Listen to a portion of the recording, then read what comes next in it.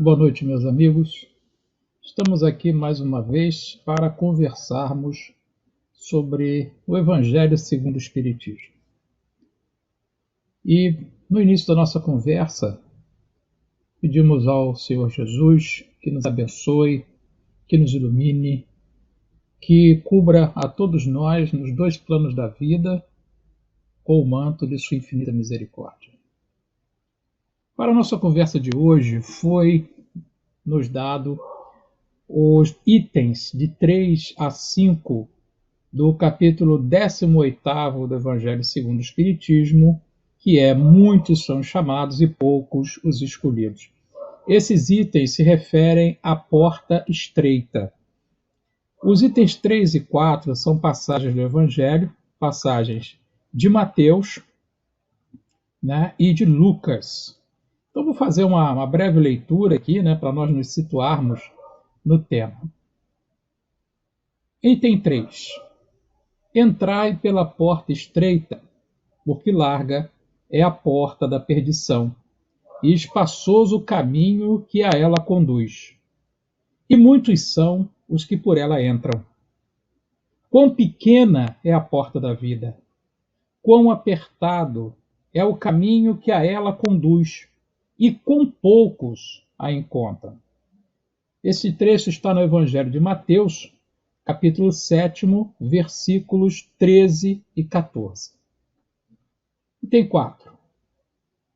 Tendo-lhe alguém feito esta pergunta: Senhor, serão poucos os que se salvam?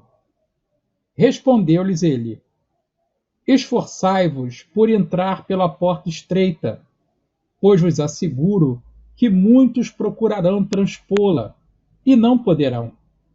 E quando o pai de família houver entrado e fechado a porta, e vós, de fora, começardes a bater, dizendo: Senhor, abre-nos, ele vos responderá: Não sei de onde sois. Por-vos-ei a dizer: Comemos e bebemos na tua presença, e nos instruíste nas nossas praças públicas.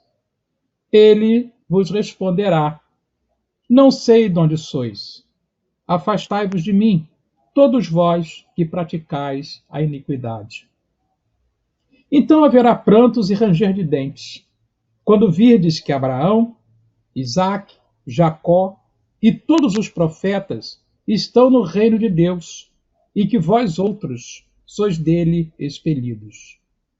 Virão muitos do Oriente e do Ocidente, do setentrião e do meio-dia, que participarão do festim no reino de Deus. Então, os que forem últimos serão os primeiros, e os que forem primeiros serão os últimos. Bem, meus amigos, vamos aqui começar a nos situar, no texto. A porta estreita. O que seria essa porta estreita? No item 5, nós vamos encontrar isso aqui. Larga é a porta da perdição, porque são numerosas as paixões más, e porque o maior número envereda pelo caminho do mal. Estreita a da salvação, porque há grandes esforços sobre si mesmo é obrigado o homem que a queira transpor e vencer suas más tendências, coisa a que poucos se resignam. É o complemento da máxima: muitos são chamados e poucos escolhidos. Então, meus queridos amigos, nós vemos aqui que a porta estreita é a porta das virtudes. Virtudes essas que nós temos que conquistar para adquirirmos o direito de nos elevarmos espiritualmente, de chegar a uma condição espiritual melhor. Vocês repararam que aqui no item 4, eles dizem que eles comeram, que eles beberam, que ele pregou em suas praças públicas.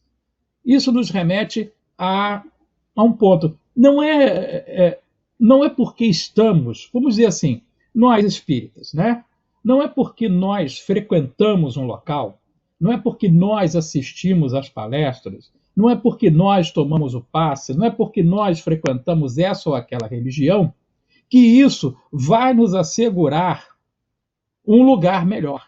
Não. Ajuda. É fundamental. Mas o nosso esforço e nós trabalharmos a nós mesmos, isso é o que vai nos garantir esse lugar melhor, esta entrada pela porta estreita. Nós estarmos juntos, nós estarmos em oração, nós estarmos estudando, nós participarmos de trabalhos de benemerência, de trabalhos de caridade, isto é fundamental. Mas se nós não lutarmos contra as nossas imperfeições, se nós não procurarmos nos resignar, isto é, a resignação nós já sabemos que ela é ação. Resignação não é você ficar esperando, ali sentado, esperando que as coisas aconteçam. Não. É você saber do que está acontecendo, aceitar o que está acontecendo e procurar fazer algo para mudar essa situação. Tá? É como às vezes nós trazemos no campo prático da vida. Nós encontramos pessoas que reclamam demais de sua condição no trabalho ou em qualquer outra coisa. Mas elas reclamam e não fazem absolutamente nada para sair daquela condição. É o que acontece conosco. Nós estudamos, nós conhecemos o que está escrito na codificação, nós assistimos palestra do fulano, do beltrano, do cicrano, mas o que nós estamos fazendo de prático para que nós possamos mudar de situação? Será que nós estamos ainda no caminho que leva à porta larga, a porta, vamos dizer assim, abre-se aspas, das facilidades da vida, fecha aspas, né? Ou nós estamos buscando, nós estamos já começando esse processo dessa busca pelo caminho da porta estreita. Né? Mais à frente, para nós não queimarmos etapa, o próximo item será nem todos aqueles que dizem Senhor, Senhor, entrarão no reino dos céus. É da onde vem esse trecho de que o pessoal diz, nós comemos e bebemos contigo, você pregou na nossa praça pública, mas eles só ouviram. Eles não fizeram nada. Por isso, o pai de família, no caso, que aí é Jesus, é Deus, ele fala, eu não sei de onde vocês são. Por quê? Esse grupo, ele só estava lá. Como eu costumo dizer, eles estavam lá somente de corpo presente. Eles não estavam lá em espírito. Eles não estavam lá, mas não estavam preocupados em fazer alguma coisa para mudar a sua situação. Por isso que é dito que poucos vão encontrar essa porta estreita. Por quê? Porque poucos terão a coragem de iniciar esse processo, como está aqui escrito no Evangelho, esse processo de autossalvação. Né? Porque a salvação é um processo individual.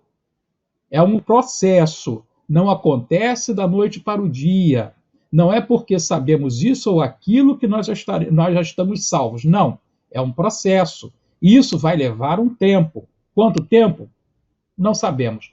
Mas o que sabemos é que o quanto antes nós começarmos esse processo, iniciarmos esse processo, mais rápido nós chegaremos a um porto seguro.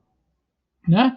Mais à frente, ele fala, né, aqui que muitos virão do Oriente, do Ocidente, do Setentrião e do meio-dia. Né?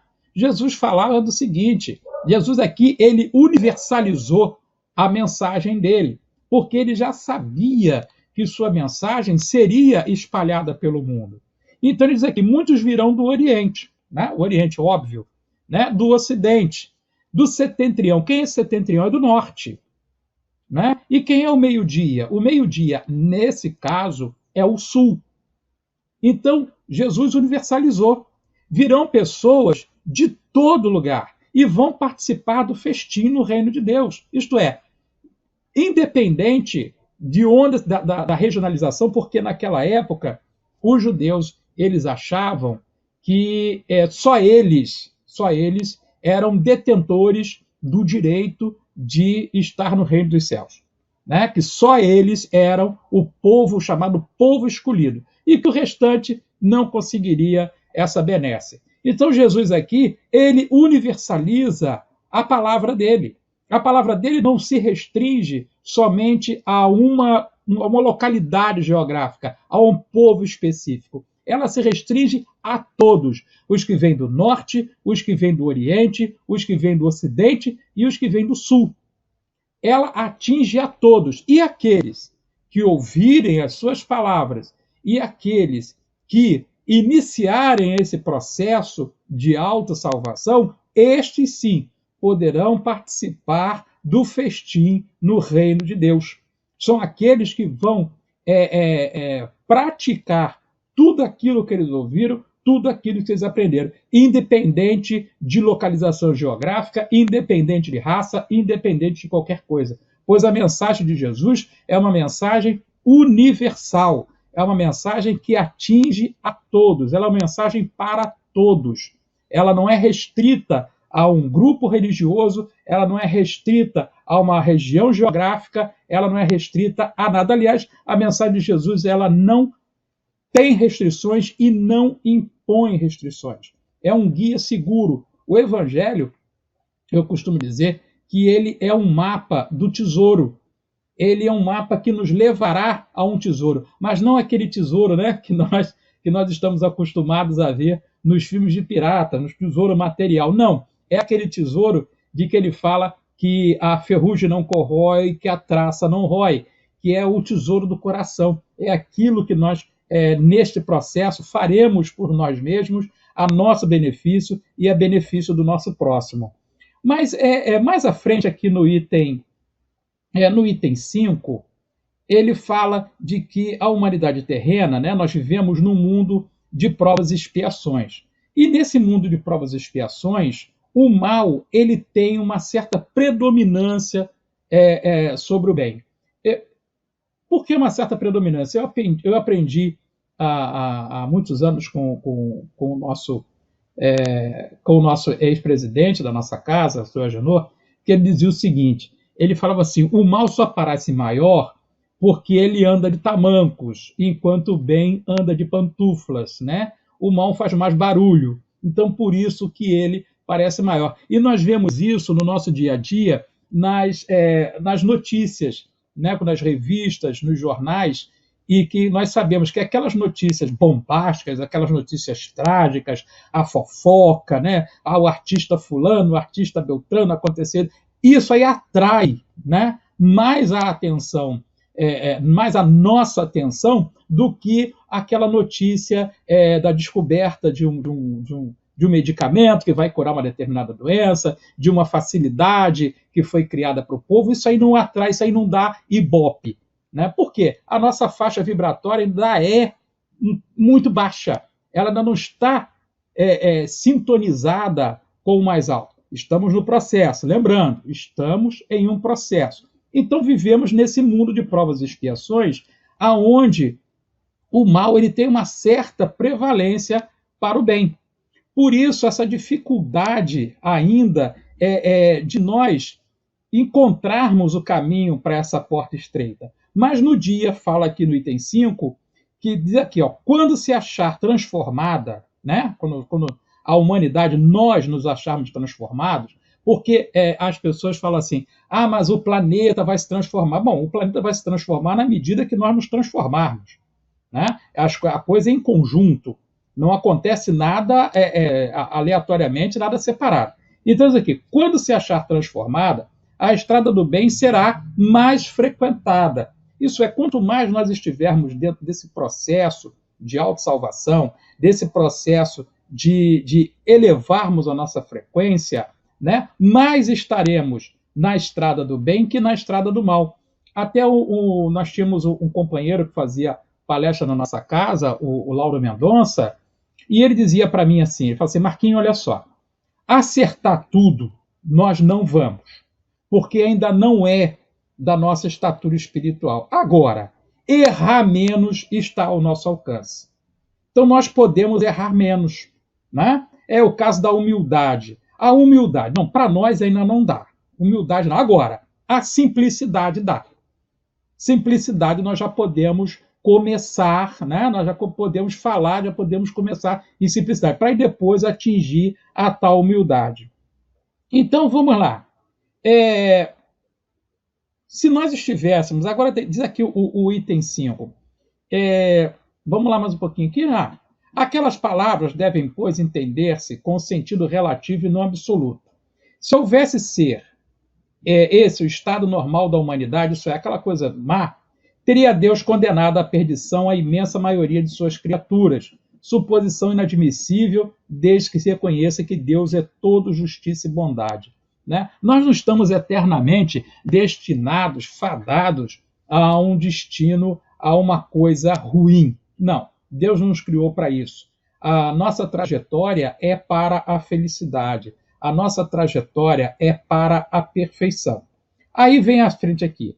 Mas de que delitos esta humanidade se houvera feito culpada para merecer tão triste sorte, no presente e no futuro, se toda ela se acha degradada na terra e se a alma não tivesse tido outras existências? Né? Aqui nós caímos num ponto importante.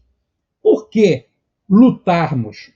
Por que nos esforçarmos para poder achar o caminho e entrar pela porta estreita? Por que tudo isso? Se nós olharmos a vida como se ela fosse única, isto é, se nós tivéssemos só esta vida, se nós fôssemos criados no momento do nosso nascimento e a vida ela terminasse após a morte, por que nos esforçarmos? Por que encetarmos esse caminho? Por que brigarmos contra nós mesmos? Para que isso? Perderia o sentido.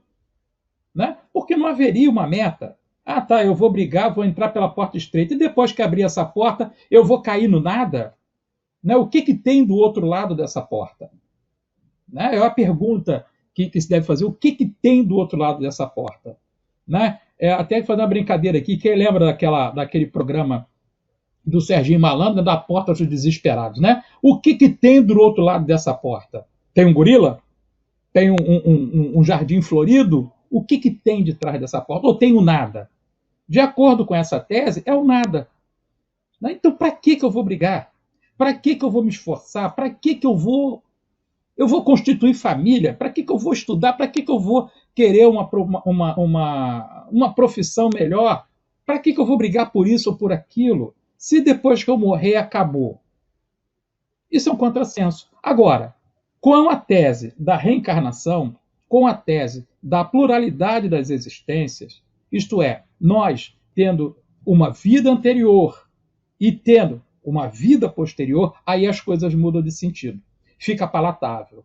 Do porquê que eu estou passando por isso. Eu começo a entender do porquê que eu estou passando pelo que passo hoje. Né? Eu já sei que isso tudo tem a razão nas minhas escolhas feitas no passado.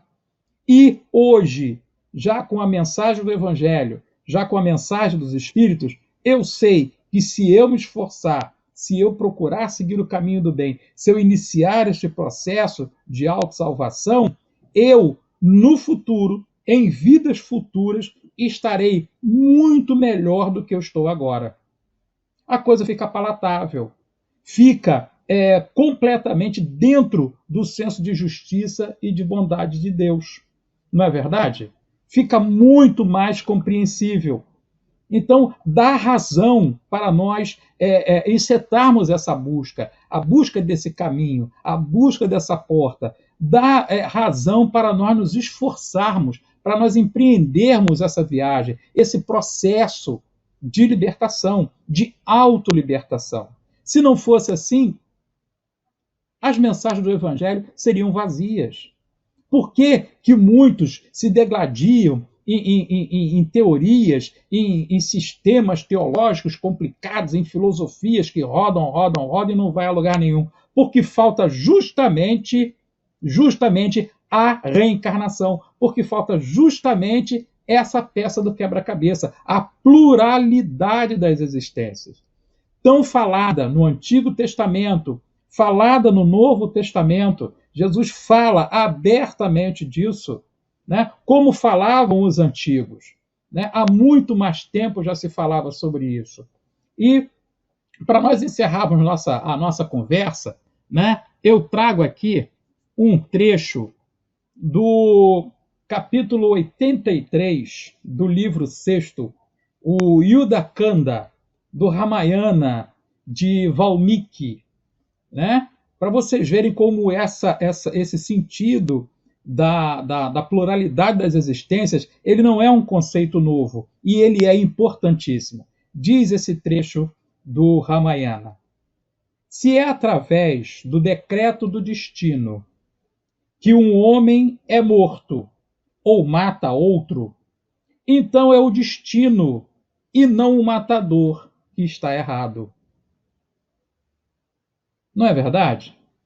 Né? Com a pluralidade das existências, com a justiça divina, com a misericórdia e com o processo da pluralidade das existências, nós encontramos o responsável. Nós encontramos aquele que está errado. Bom, meus amigos, que Jesus nos abençoe, que nós possamos ter uma semana produtiva, uma semana de paz, uma semana de harmonia, que nós possamos construí-la. Ela não vai acontecer do nada. Essa semana será produtiva, essa semana será de paz, essa semana será de harmonia, se nós fizermos por onde. Que Jesus nos abençoe a todos.